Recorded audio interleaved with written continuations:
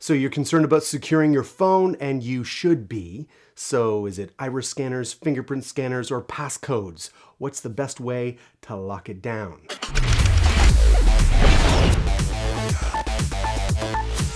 Now I know it's pretty self-evident, but first we got to talk about the difference between biometric and non-biometric data. Non-biometric data is your password, your passcode that you use to lock down your smartphone. Biometric data is when you are your password, whether that's through your fingerprint or your iris or through some other biometric means we use to prove our identity to our phone. Now, for a smartphone, biometric security works like this. You first begin by providing a biological sample that is digitized and then stored as read-only information on the device. As you may have guessed, it's stored as read-only, so it prevents the information from being compromised. And when you need to gain access to your device, you have to provide another biological sample that is checked against the sample that is stored initially. If the samples match, you've proven your identity and gain access. But if your sample does not match, you've been unable to verify your identity and therefore get denied. Now, some of you might be thinking, why not just use a PIN code or password? It's much simpler and faster, right? Well, in some ways, they are inherently less secure. This is because there is only a finite number of possible alphanumeric combinations that can be used for any given password. So a hacker with enough time and tenacity could, in theory, figure out your password through a process of elimination or through a program that he or she writes.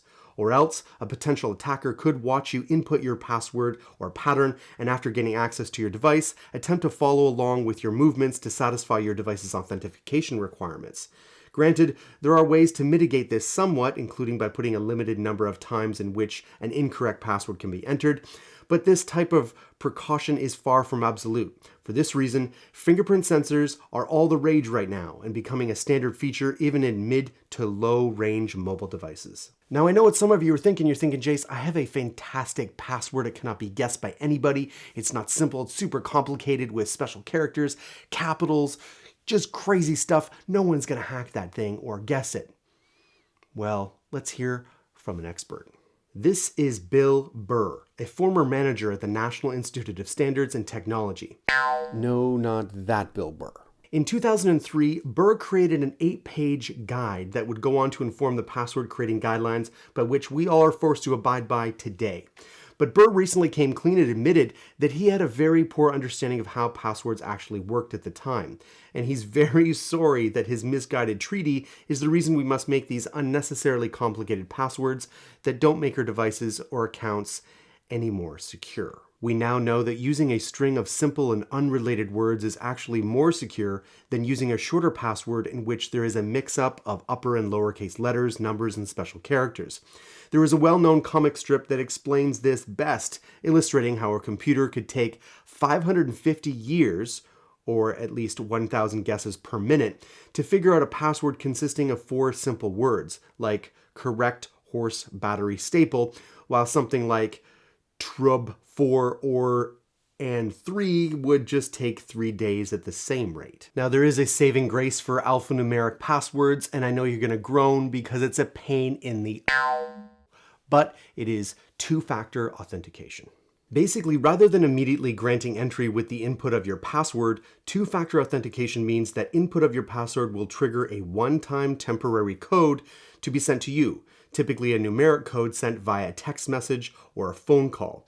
And you can only gain entry once you've inputted the temporary code in the login window. Now, what about patterns? Is that any better? One of the biggest issues with patterns is that others can watch your finger moves across the device's display to decipher your pattern. It's particularly easy since there are only 9 points on your device, giving hackers a much better chance of figuring out your pattern than if they were trying to detect the letters you were hitting on a keyboard for an alphanumeric password. And almost half of the lock screens start in the upper left-hand corner, according to some data. So that means that biometric security must be inherently more secure. Correct? Well, to some degree, yes. When it comes to fingerprint sensors, it creates a virtual image of your fingerprint by inferring the pattern from the different levels of a charge between the ridges and valleys of your print. While something like an optical fingerprint scanner can be fooled with a high-resolution photo of your fingerprint, capacitive scanners are more secure because they measure the actual physical structure of your fingerprint. As such, using your fingerprint to secure your device is probably going to be the most secure method available to you. But how secure is it really? Well, not even biometric security is completely infallible. In fact, Kyle Lady, Senior R&D Engineer of Dual Security, doesn't consider biometric security on smartphones to be really any better than non-biometric security methods. According to Kyle, biometric technology on smartphones represents a shift mostly in accessibility and offers, quote, a different set of properties to passwords, not better or worse, but different. How is that possible, you ask? Well, a professor at University of Oxford, Professor Rogers, had his students attempt to fool each other's authentication methods available on smartphones. Accordingly, they have managed to best every single one, including fingerprint sensors, for no more than the cost of a cup of coffee. During a conversation we had with Professor Rogers, he explains how they managed to trick the fingerprint sensor, which they did with so-called gummy fingers. Basically, gummy fingers are fingerprint replicas made of rubbery silicone-like materials that are able to capture significant fingerprint detail in order to fool the capacitive sensor, which of course leaves us with facial recognition and iris scanners. Well, the consensus seems to be that facial recognition isn't quite in the same league as fingerprint sensors when it comes to biometric authentication, because facial recognition can often be circumvented with a photograph. God, this is starting to sound like a doomsday show. It's not meant to be that way. The point is that no security system is infallible. Anything can be hacked.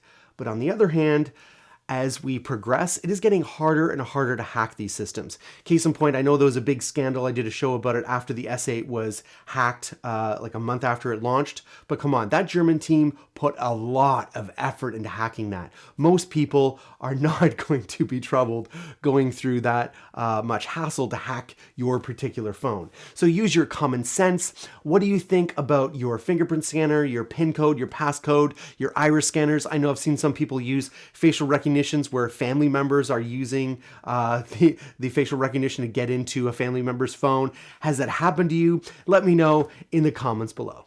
Now, my audience is smart. So smart that sometimes you're inspired by a business idea, and then you try and get the name of that business in a domain name. And your next prospective customer is searching your business name, and they assume you have the .com. And if you don't, you're giving your business away to the one who does. That's the power of a .com. Now, why is that exactly? Well, no domain name extension tells your story with the same degree of trust as a .com or .net domain name. .com and .net domain name extensions inject credibility into your online presence. And who doesn't want to be credible? And don't forget, you get 15% off when you use our coupon code ANDROID. When you think domain names, think domain.com.